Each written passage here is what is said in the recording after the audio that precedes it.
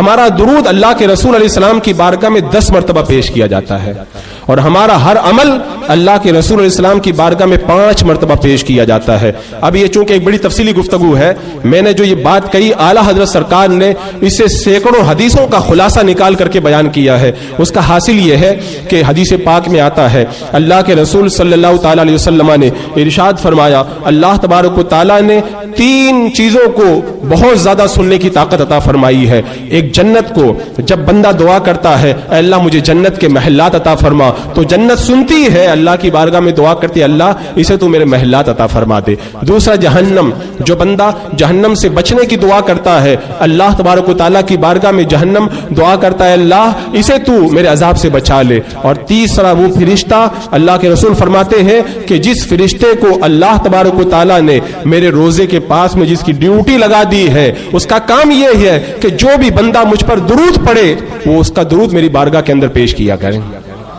تو یہ فرشتہ بہت سنتا ہے، پوری روئے زمین پہ جو بھی درود پڑے گا وہ فرشتہ اس درود کو اللہ کے رسول علیہ السلام کی بارگاہ میں پہنچاتا ہے۔ اور میرے آقا علیہ السلام نے ارشاد فرمایا کہ اس فرشتے کو اللہ نے سننے کی اتنی طاقت عطا فرمائی ہے، سارے انسانوں کے پڑھے جانے والے درود کو وہ میری بارگاہ کے اندر پیش کیا کرتا ہے۔ یہ تو ایک بار پیش کرنا ہوا۔ اس کے بعد میں ایک دوسری حدیث پاک کے اندر ہے اللہ کے رسول صلی اللہ تعالی علیہ وسلم نے ارشاد فرمایا ہر انسان کے ساتھ میں 5 فرشتے ہوتے ہیں، ایک دائیں طرف جو اس کی نیکیوں کو لکھتا ہے، ایک بائیں طرف جو اس کی برائیوں کو لکھتا ہے، ایک آگے کی طرف جو اسے نیک کاموں کی رغبت دلاتا ہے، تلقین کرتا ہے، اور ایک پیچھے کی طرف جو اس سے برائیوں کو دور کرتا ہے۔ اور ایک فرشتہ بندے کی پیشانی کے پاس میں مقرر ہے، اس کا کام یہی ہے کہ جو مجھ پر درود پڑے اس کے درود کو میری بارگاہ میں لا کر کے پیش کیا کرتا ہے۔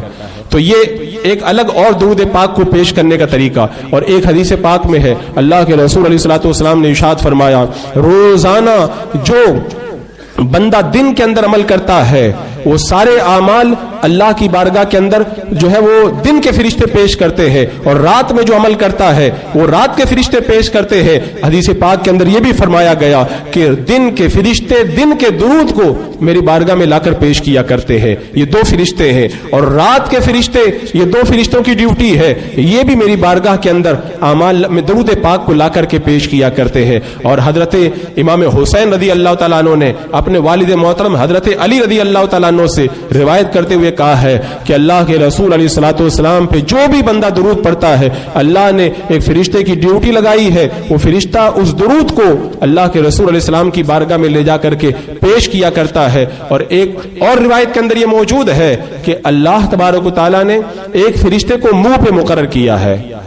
اس کا کام یہی ہے جو بندہ درود پڑھے تو اس درود کو محفوظ کر لیتا ہے اور اللہ کے رسول علیہ السلام کی بارگاہ میں پیش کرتا ہے اے اللہ کے حبیب فلاں نے آپ پر درود پڑھا ہے، آپ اس کے سلام کا جواب عطا فرمائیں۔ اللہ اکبر۔ اور ایک روایت میں ہے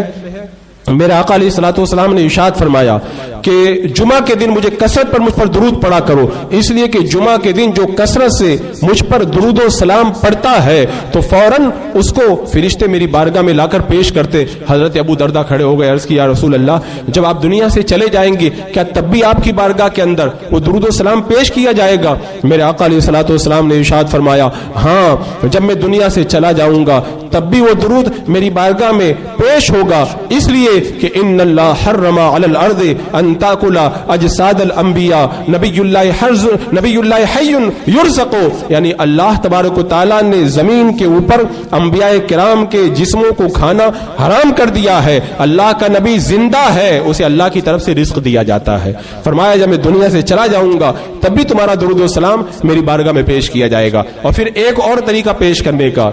اللہ کے کچھ ایسے فرشتے ہیں وہ پوری زمین کے اندر گھومتے رہتے ہیں، اور جو بندہ اللہ کے رسول علیہ السلام پہ درود و سلام پڑھتا ہے اس کے درود کو لے جا کر کے اللہ کے رسول کی بارگاہ میں پیش کرتے ہیں۔ یا رسول اللہ فلاں ابن فلاں، یعنی فلاں نام ہے، اس کے باپ کا نام یہ ہے، اس نے آپ کی بارگاہ میں درود و سلام پیش کیا ہے۔ اللہ اکبر۔